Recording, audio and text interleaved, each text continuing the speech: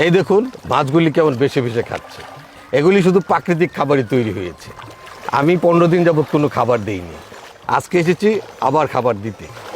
আমাদের এখানে water plankton plus এবং ডাবল গ্রোথ প্লাস ব্যবহার করার কারণেই আজকে মাছের এত সুন্দর অবস্থা হয়েছে। তাই নাকি? জি, পানি স্বচ্ছ হয়েছে, পরিষ্কার হয়েছে এবং মাছগুলি পর্যাপ্ত পরিমাণে অক্সিজেন পাচ্ছে। ওরে বাবা, তাহলে তো বিশাল ব্যাপার স্যাপার। জি।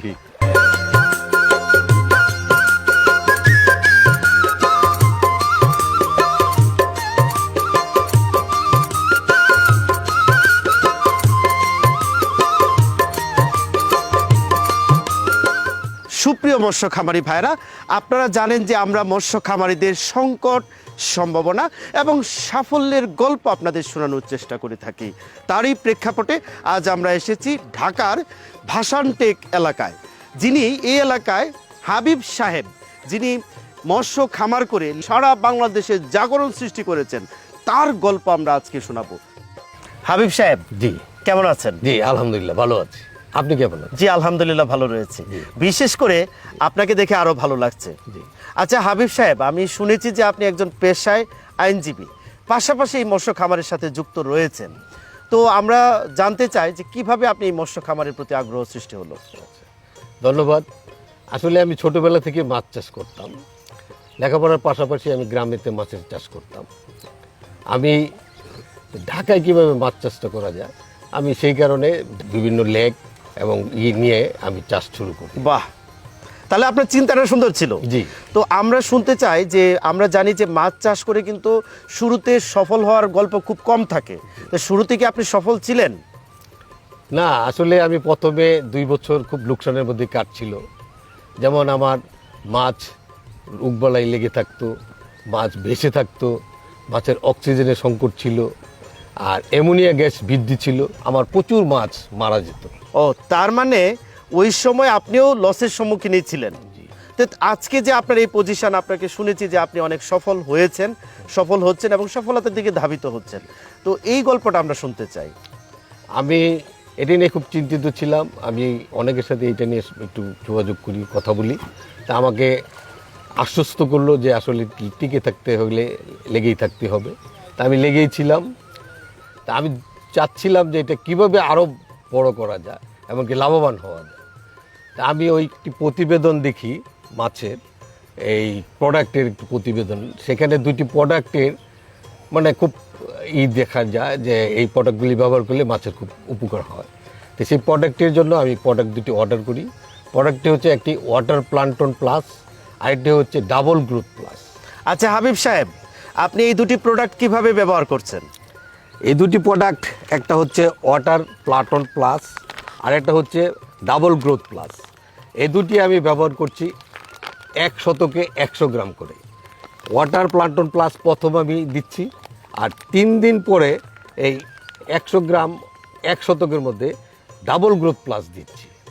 এইভাবে দেওয়ার পরেই আমার দেখেন এই যে মাছের যে পানির রঙটি দেখে বুঝতে পারছেন, এখানে অক্সিজেনের পরিমাণ প্রচুর বৃদ্ধি পেয়েছে, মাছের গ্রোথও বেড়ে যাচ্ছে, এবং কি মাছের যে আগে খাবার যে পরিমাণে দিতে হতো এখন সেই পরিমাণের খাবার, অর্ধেক পরিমাণের খাবার দিলেই আমার মাছ সুন্দরভাবে গ্রোথ দিচ্ছে। আর আচ্ছা, আপনার এই যে মাছের বৃদ্ধিটা কেমন হচ্ছে?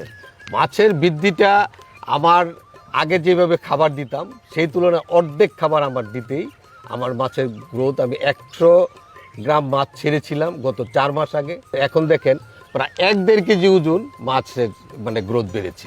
বাহ, এবং কি খাবারও কম লাগছে। তার মানে ওই যে আপনি এই দুটি প্রোডাক্ট ওয়াটার প্লাঙ্কটন প্লাস জি। এবং double growth Growth plus, Plus, এই দুটি প্রোডাক্ট ব্যবহার করার কারণে আপনি এই সফলতার মুখ দেখেছেন। জি জি জি। আচ্ছা, তো আমরা জানি যে শীতের সময় মাছ মরে যায়, তারপরে হচ্ছে গ্রীষ্মকালেও অনেক সময় মাছ মরে ভেসে ওঠে। দুইটি সিজনে কি মাছের বৃদ্ধি এবং সমস্যা তো আর হচ্ছে না? না, এখন আর সেই সমস্যা আমাকে মোকাবেলা করতে হচ্ছে না।